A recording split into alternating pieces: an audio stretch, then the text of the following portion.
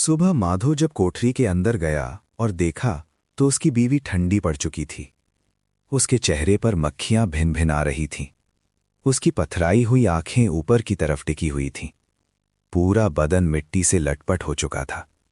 उसके पेट में जो बच्चा था वो भी मर चुका था। माधो भागते हुए गिसू के पास आया। फिर दोनों जोर जोर से हाय हाय करने लगे और अपना सीना पीटने लगे। जब पड़ोसियों ने ये रोना धोना सुना तो वो भी दौड़कर आ गए और पुरानी रिवाज के मुताबिक दुख में डूबे लोगों को तसल्ली देने लगे। लेकिन ज्यादा देर तक रोने का मौका नहीं था। अब कफन और लकड़ी का इंतजाम करना जरूरी था। घर में पैसा इस तरह गायब था जैसे चिड़िया के घोंसले में बांस। बाप बेटा रोते हुए गांव के जमींदारों के पास गए। जमींदार लोग इन दोनों से नफरत करते थे। कई बार अपने हाथों से इनकी पिटाई भी कर चुके थे, कभी चोरी के लिए, कभी काम का वादा करके ना करने के लिए। उन्होंने पूछा, क्या है बेगिसू, क्यों रो रहा है? अब तो तेरी शक्ल ही नजर नहीं आती। लगता है अब तुम इस गांव में रहना ही नहीं चाहता। गिसू ने जमीन पर सर रखकर आंखों में आंसू भर के कहा, मालिक, बड़ी मुसीबत में हूं। माधो की घरवाली रात गुजर गई। पूरा दिन तड़पती रही मालिक। आधी रात तक हम दोनों उसके सिरहाने बैठे रहे। दवा दारू जो कुछ हो सकता था सब किया, लेकिन वो हमें छोड़कर चली गई। अब घर में एक रोटी देने वाला भी नहीं रहा मालिक। सब कुछ बर्बाद हो गया, घर उजड़ गया। मैं आपका गुलाम हूं। अब आपके सिवा कौन उसकी अंतिम क्रिया करवाएगा? जो कुछ हमारे पास था वो सब दवा दारू में खर्च हो गया। अगर आपकी दया होगी तो ही उसकी मिट्टी उठ पाएगी। आपके दरवाजे के सिवा और कहां जाऊं? जमींदार साहब दिल के नरम थे, लेकिन गिसू पर दया करना काला कंबल रंगने जैसा था, यानी बेकार। दिल तो उनका चाहता था कि कह दें, दूर हो जाए यहां से, लाश घर में सड़ रहा है। ऐसे ही बुलाने पर कभी नहीं आता। आज मतलब पड़ा तो आ गया चमचागिरी करने, हरामखोर कहीं का। लेकिन ये गुस्से या बदला लेने का वक्त नहीं था। मजबूरी में उन्होंने 2 रुपए निकालकर फेंक दिए, पर तसल्ली का एक लफ्ज भी मुंह से नहीं निकाला। उसकी तरफ देखा तक नहीं, जैसे सर से कोई बोझ उतार दिया हो। जब जमींदार ने 2 रुपए दे दिए तो गांव के बनिया और महाजन कैसे मना कर सकते थे?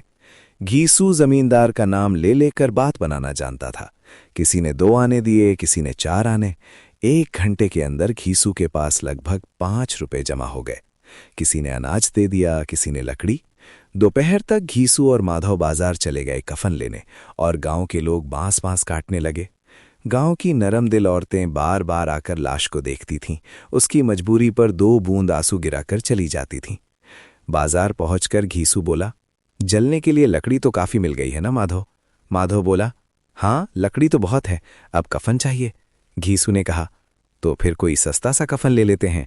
माधव बोला, हाँ और क्या, लाश उठते उठते रात हो जाएगी, रात को कफन कौन देखता है? घीसू बोला, कितना बुरा रिवाज है, जो जिंदा रहते हुए तन ढकने के लिए कपड़ा भी ना पाए, उसे मरने के बाद नया कफन चाहिए। माधव बोला, कफन तो लाश के साथ जल ही जाता है। घीसू बोला, फिर बचता ही क्या है? ये 5 रुपए अगर पहले मिल जाते तो कुछ दवा दारू कर लेते। दोनों एक दूसरे के दिल की बात बिना कहे ही समझ रहे थे। बाजार में इधर उधर घूमते रहे, यहां तक कि शाम हो गई। या तो इत्तेफाक से या जानबूझकर दोनों एक शराब खाने के सामने आ गए। जैसे पहले से ही तय हो, दोनों अंदर चले गए। अंदर थोड़ी देर तक दोनों हिचकिचाते हुए खड़े रहे।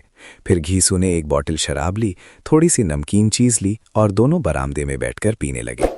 कई घूंट पीने के बाद दोनों नशे में आ गए। घीसू बोला, कफन लेने से क्या मिलता, आखिर जल ही जाता है, बहू के साथ तो कुछ जाता नहीं। माधो ने आसमान की तरफ देखकर कहा, जैसे फरिश्तों को अपनी सच्चाई समझा रहा हो, दुनिया का रिवाज ही ऐसा है। यही लोग ब्राह्मणों को हजारों रुपए क्यों देते हैं? कौन देखता है कि परलोक में कुछ मिलता भी है या नहीं? घीसू बोला, बड़े लोगों के पास पैसा होता है, वो उड़ाते हैं, हमारे पास उड़ाने को है ही क्या? माधो बोला, लेकिन लोगों को क्या जवाब दोगे? लोग पूछेंगे कफन कहाँ है? घीसू हंसा, कह देंगे रुपए रास्ते में गिर गए, बहुत ढूंढा पर मिले नहीं। माधो भी हंसा, इस अजीब किस्मत पर और भगवान को मात देने की खुशी में बोला, बेचारी बहुत अच्छी थी, मर भी तो हमें पेट भर के खिलाकर गई। आधी बोतल से ज्यादा खत्म हो चुकी थी। घीसू ने 2 सेर पूरियां मंगवाईं, साथ में गोश्त, करी, मसालेदार कलेजी और तली हुई मछली। शराब खाने के सामने ही दुकान थी। माधो दौड़कर 2 पट्टलों, पत्तल के पत्ते में सब सामान ले आया। पूरा 1.5 रुपए खर्च हो गया, बस थोड़े से पैसे बच रहे थे। इस वक्त दोनों पूरियां इस अंदाज में खा रहे थे जैसे जंगल में शेर अपना शिकार खा रहा हो। ना जवाब देने का डर था, ना बदनामी की परवाह। जिंदगी की बेइज्जती के ये पड़ाव वो बहुत पहले पार कर चुके थे। घीसू ने दार्शनिक अंदाज में कहा, अगर हमारी आत्मा खुश हो रही है तो क्या उसकी भी खुशी नहीं होगी? माधो ने श्रद्धा से सिर झुकाकर कहा, बिल्कुल होगी। भगवान तुम सब जानते हो, उसे स्वर्ग ले जाना। हम दोनों दिल से उसके लिए दुआ कर रहे हैं। आज जो खाना मिला ऐसा पूरी जिंदगी में कभी नहीं मिला। एक पल बाद माधो के मन में एक चिंता उठी। बोला, दादा हम लोग भी तो एक दिन वहां ही जाएंगे। घीसू ने इस बचकाने सवाल का कोई जवाब नहीं दिया, बस माधो की तरफ डांट भरी नजर से देखा। माधो फिर बोला, अगर वहां वो हमसे पूछेगी कि तुमने हमें कफन क्यों नहीं दिया तो क्या कहेंगे? घीसू बोला, कह देंगे तुम्हारा सर। माधो बोला, पर वो तो पूछेगी ही। घीसू तेज हो गया, तुम कैसे जानते हो कि उसे कफन नहीं मिलेगा? क्या मुझे गधा समझता है? मैं 7 साल इस दुनिया में यूं ही नहीं जीता। उसे कफन मिलेगा और हम जो देते उससे कहीं अच्छा मिलेगा। माधो को भरोसा नहीं हुआ, कौन देगा? पैसे तो तुम पी गए। घीसू गुस्से में बोला, मैं कह रहा हूं उस कफन मिलेगा तो मानता क्यों नहीं? मधो बोला, कौन देगा ये भी तो बताओ। घीसू बोला, वही लोग देंगे जिन्होंने अभी दिए हैं। हाँ, वो पैसे हमारे हाथ में नहीं आएंगे, और अगर किसी तरह आ भी गए तो हम फिर इसी तरह बैठकर पिएंगे और कफन तीसरी बार मिलेगा। जैसे जैसे अंधेरा गहरा होता जा रहा था और सितारों की चमक तेज हो रही थी, वैसे वैसे शराब खाने की रौनक भी बढ़ती जा रही थी। कोई गा रहा था, कोई बहक रहा था, कोई अपने साथी के गले लग जाता था, कोई अपने दोस्त के मुंह से जाम लगवा देता था। वहां का माहौल ही नशीला था, हवा में ही नशा घुला हुआ लगता था।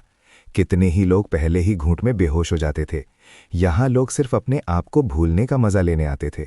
शराब से ज्यादा यहाँ की फिजा उन्हें खुश कर देती थी। जिंदगी का बोझ ही उन्हें यहाँ खींच लाता था, और कुछ देर के लिए वो भूल जाते थे कि वो जिंदा हैं, मरे हुए हैं या जिंदा ही दफन हो चुके हैं। और ये दोनों बाप बेटा अब भी मजे ले लेकर चुस्कियां ले रहे थे। सबकी नजरें उन पर टिकी हुई थी। कितने नसीब वाले हैं दोनों, पूरी बॉटल बीच में रखी है। खाने से फारिग होने के बाद मधु ने बची हुई पूरियां का पत्तल उठाया और एक भिखारी को दे दिया जो भूखी नजरों से उनकी तरफ देख रहा था। और पहली बार मधु ने देने का घमंड, खुशी और जोश महसूस किया। घीसू बोला, ले जा, पेट भर के खा और दिल से दुआ दे। जिसने कमाया था वो तो मर गई, पर तेरी दुआ उस तक जरूर पहुंच जाएगी। रोम रोम से दुआ देना, बड़े मुश्किल से कमाए हुए पैसे हैं। मधु ने फिर आसमान की तरफ देखकर कहा, वो स्वर्ग जाएगी दादा, स्वर्ग की रानी बनेगी।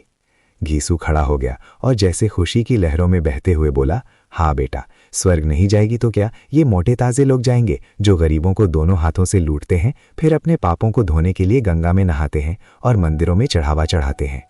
फिर अचानक नशे का रंग बदल गया। ये नशे की फितरत होती है। उदासी और दुख का दौरा पड़ गया। माधो बोला, पर दादा, बेचारी ने जिंदगी में बहुत दुख झेला और मरी भी तो कितना दर्द सहकर। वो अपनी आंखों पर हाथ रखकर रोने लगा। घीसू ने समझाया, क्यों रोता है बेटा, खुश हो कि वो माया के जाल से आजाद हो गई, सब झंझट से छूट गई। वो बड़ी भाग्यशाली थी जो इतनी जल्दी इस दुनिया के मोह के बंधन तोड़ गई। और दोनों वहीं खड़े होकर गाने लगे, ठगनी क्यों नैनन झुमकावे ठगनी। पूरा शराब खाना तमाशा देख रहा था। ये दोनों नशे में डूबे हुए बेखुद से गाते रहे। फिर दोनों नाचने लगे, उछले, कूदे, गिरे, लड़खड़ाए, भाव दिखाए और आखिरकार नशे में बिल्कुल चूर होकर वहीं जमीन पर गिर पड़े। दोस्तों, हमारी ये कहानी यहीं खत्म होती है। आखिर तक देखने के लिए आपका दिल से शुक्रिया। जिन लोगों ने कहानी का पहला पार्ट नहीं देखा वो जरूर देखें। अगर आपको ये वीडियो पसंद आई हो तो लाइक और शेयर करना ना भूलें और हमारे चैनल को सब्सक्राइब करें ताकि हम आपके लिए इसी तरह फ्रेम से फसाना बनाते रहें। तो मिलते हैं अगली कहानी के साथ बहुत जल्द। मैं हूं आपका दोस्त और होस्ट शेख अतीक।